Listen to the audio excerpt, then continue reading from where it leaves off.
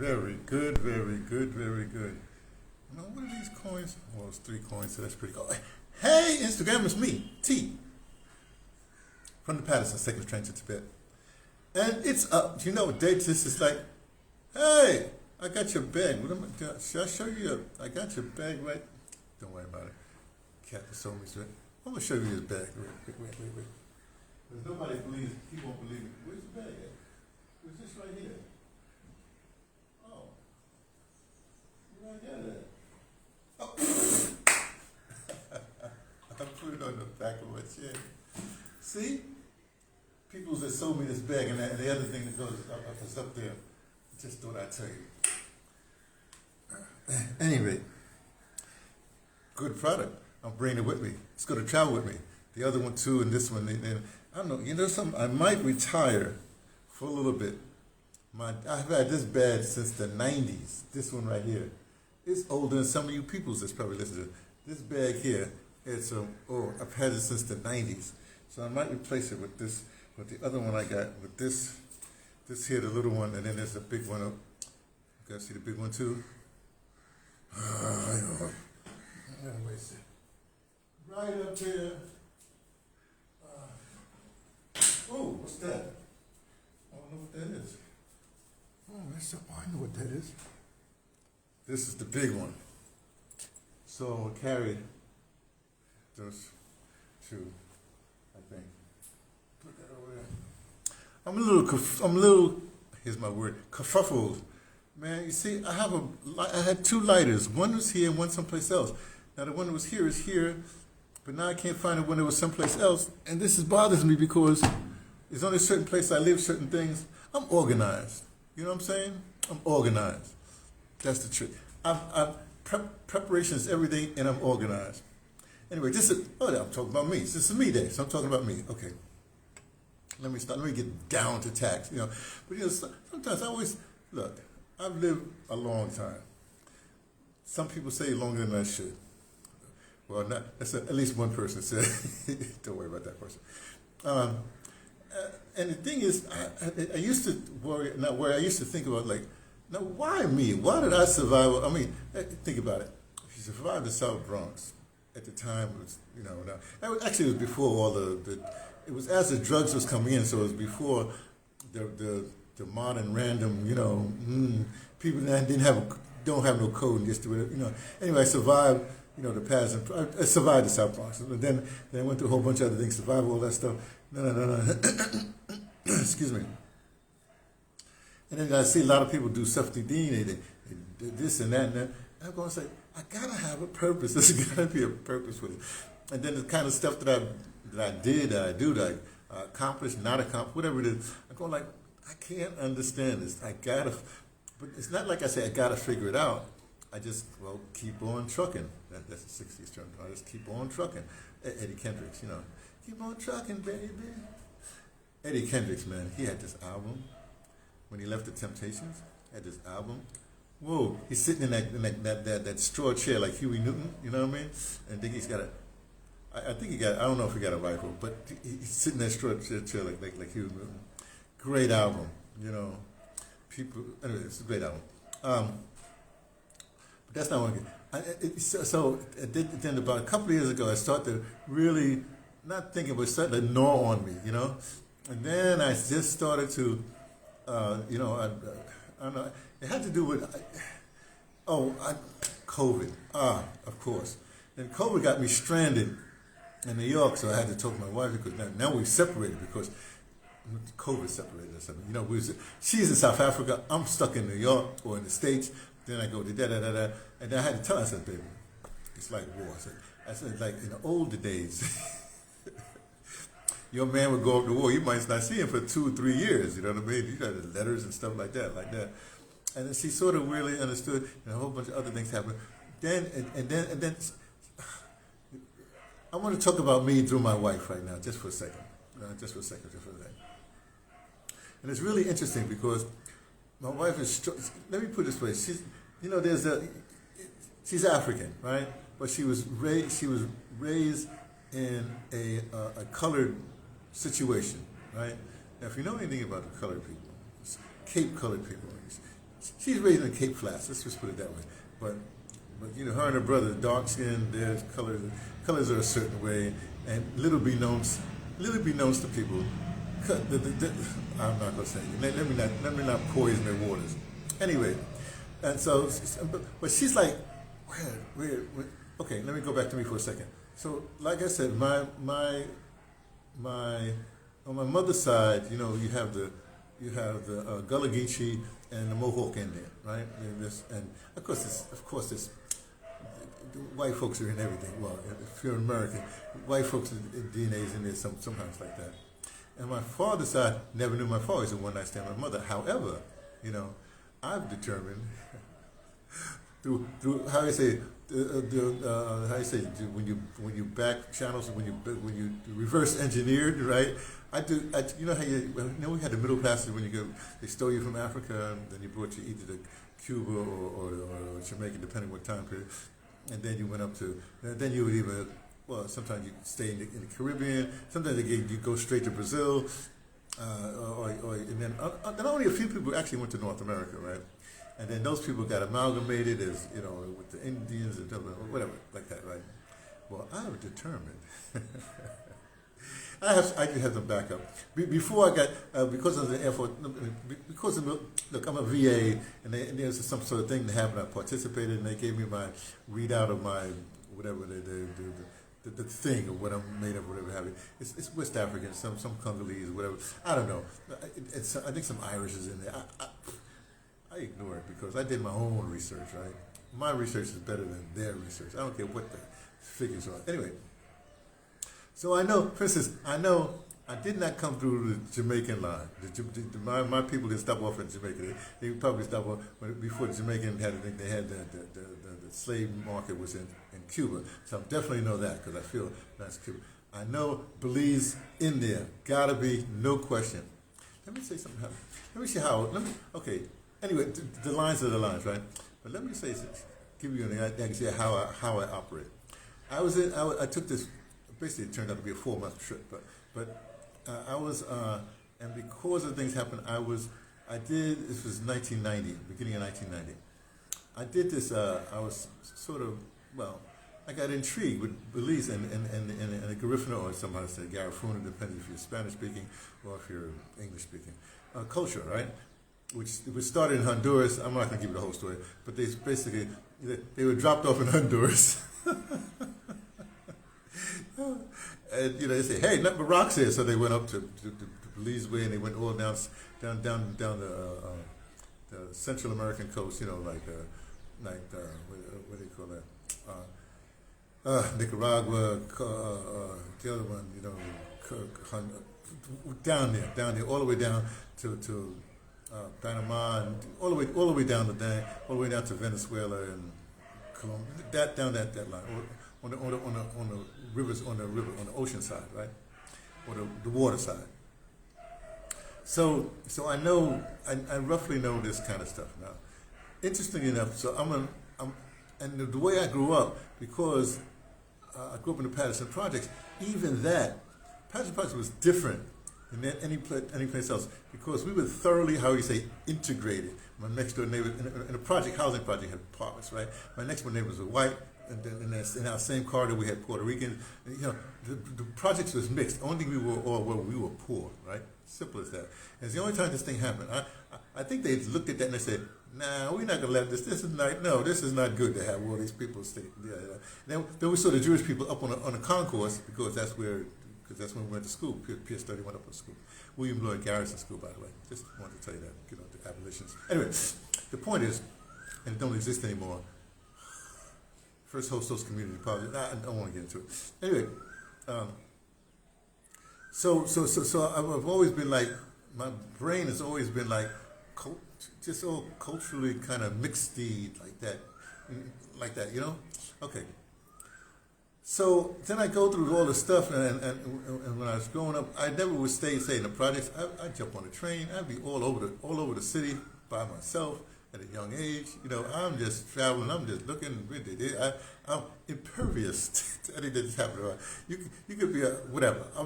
I do whatever I felt like doing. Right? Okay. Now, And then when I got older, I ended up going to situations where like I might be the only black person showing up. Then when I started traveling, I really was the only black person showing up. That's how I think Richard Leakey was giving us. I met Richard Leakey that way. At Drew University. What's that guy with the Moshe Dayan, the general with the patch? I met him, talked to him for a while. I met bunches of people just by being me. But let me get back to Belize in Dangria. There's a place in Belize called Dangria, right? You have Belize City, then below that, the next biggest town is Dangria, then going down to like, Saint Bike, all the way down to Punta Gorda, and then finally my favorite place on the planet, which is Bronco, Belize. We won't talk about that right now either, but I love Bronco. Home of the red snapper, by the way. Anyway, but I was just walking in Dangria. It was a daytime. Nobody was really for whatever reason. I think it was off season. Anyway, nobody was around, and I had this thing for libraries. I don't know why. That's probably why I like Mali. Better than, in the Sahels, I'm like Mali because they had the Timbuktu. Anyway, the point is, so there was this library. It's just a library. I said, oh, library. So I walk in the library, nobody was there. Literally, nobody, no desk, nobody was there. So I just walked around. And then I went downstairs. I was looking at the shelves, Then I just picked out a random book. I opened a book. It happened to be a book about the Vietnam War. We call it the Vietnam War, but the Vietnamese call it the American War, right? Written by a Viet Cong guy, from their perspective, right? And I just opened to a page. This is very strange. Like I said, there was nobody in these stacks, nobody in this library. I'm a library person, so I got to check out a library wherever I go. So, and I started reading, and it clearly said they were talking about they had tunneling situations, right? But they had like a whole hospital situation under the tunnel. Now that intrigued me because in the service I was a medic, so yeah, they were treating people underground, but every Friday they would give a cultural performance. Oh, now you're right up my alley. A medic, right? A cultural person. I'm a cultural person. I'm reading. Let me see what's going on. And where is this leading to? And it ends up that the commander, Viet Cong commander, said, "Hey, look, your Friday things, you gotta cut that out because you might be able to be heard, above, then you get bombed, whatever." You know what their response was? They said, "We ain't stopping. We keeping our culture. Our culture is our culture, and we're going to practice our culture on a weekly basis." They told them, right, that's what the book said. Hey, they could have been like, but that's what the book said. Now I'm thinking, this is very interesting in terms of my life. Okay, culture. Culture is art. This is art, like that, and fashion, or whatever have you. Oh, this is made by my wife. Now she has it's very interesting because the way I look at things, I see things like when they had this thing called kinetic art, these films of the kinetic art, and we had this one time, and I figured all of them out. You had to, my Tagore book is the introduction is by what it says, introduction by W.B. Yeats. Now people don't understand Yeats. I read Yeats. I understand the boy perfectly. It's weird. It's the kind of thing that I can see systems and patterns and like that. My wife sees patterns and colors differently than things. She puts things together that you would not believe, right? I mean, look, it's amazing, right? Her eye is unbelievable, right? Even the fact where. So I bring all this stuff up, and just to say that. So we're not to, and then plus. She's a 5. She's an Aries 5, right? I'm a Cancer 3. They not supposed to go together. No way. And, we have fiction. But the thing is, because anyway. But then again, I'm Anthony, and what you gonna do?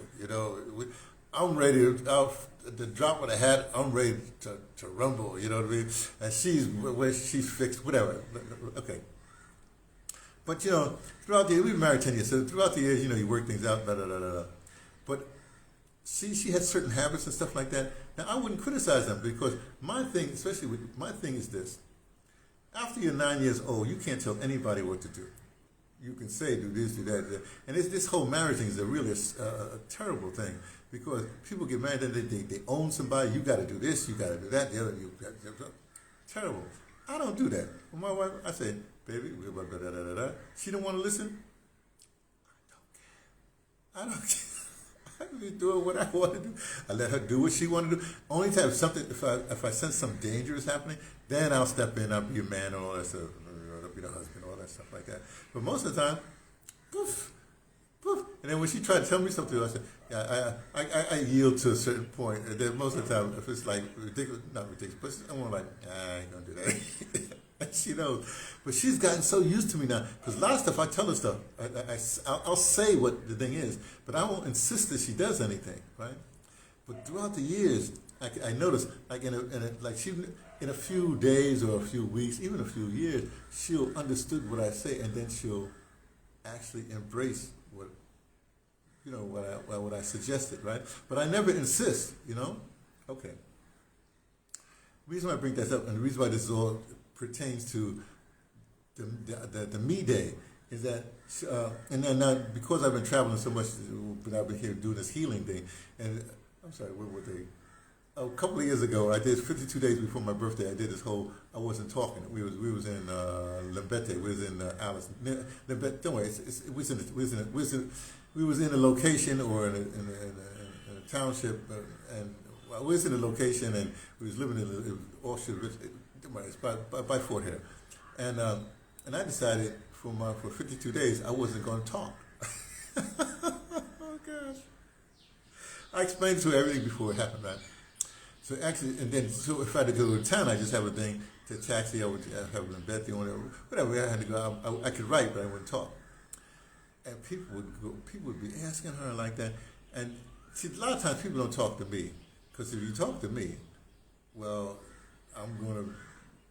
I might say stuff that you do not want to hear, or I'm unyielding, especially when I'm dealing with people I perceive to be idiots.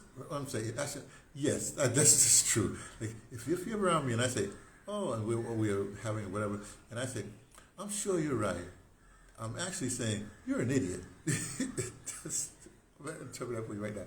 Anyway, so, but they would come to her and she would say, I don't know, I don't understand myself. She understood. She didn't want to talk to them either. Anyway.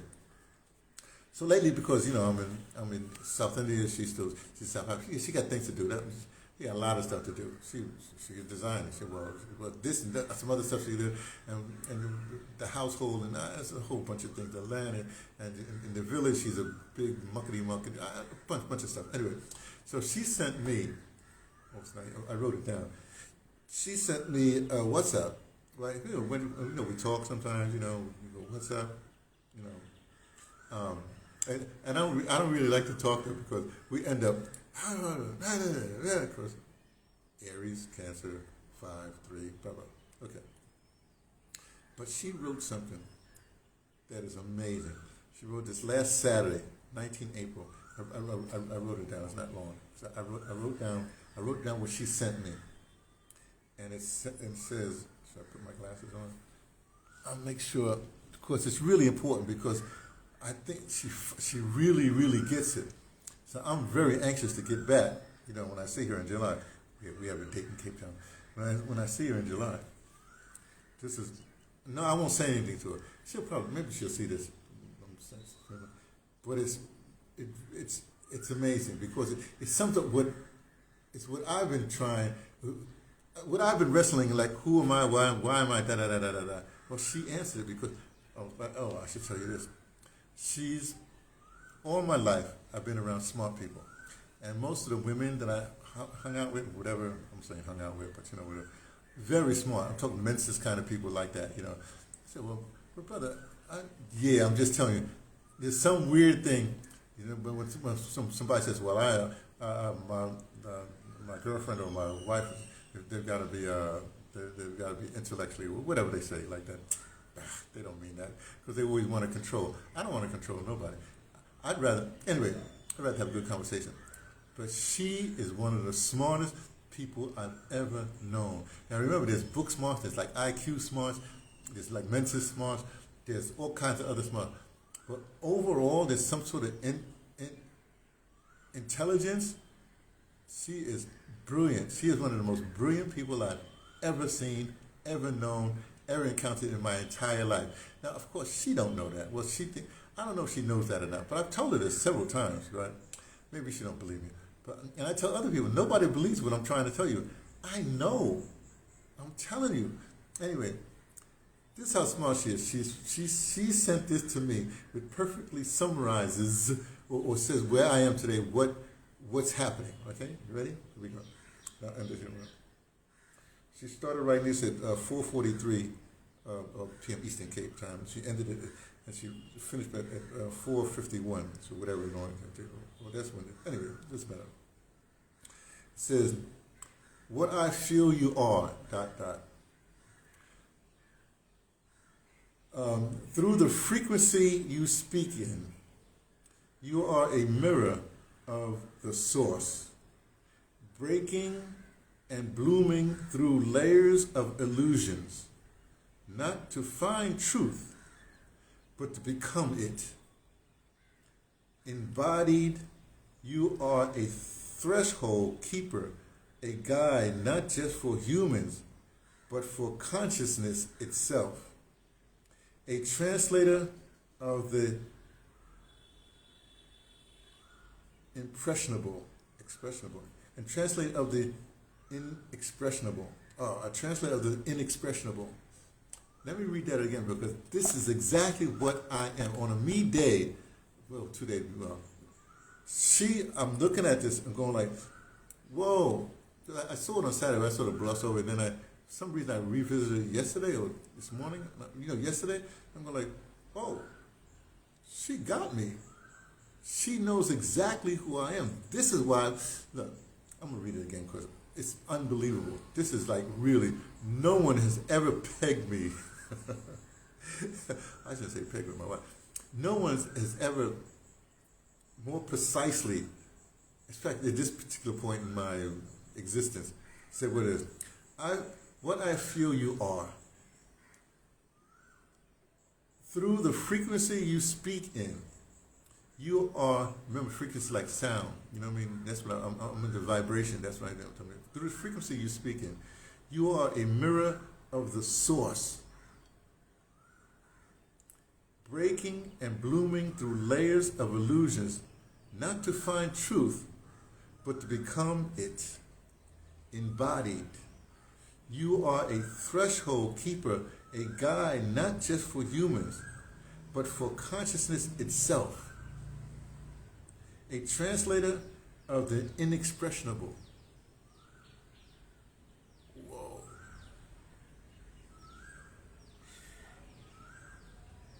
I'm going to tell you this. Like I said, she's from South Africa. She's, whatever.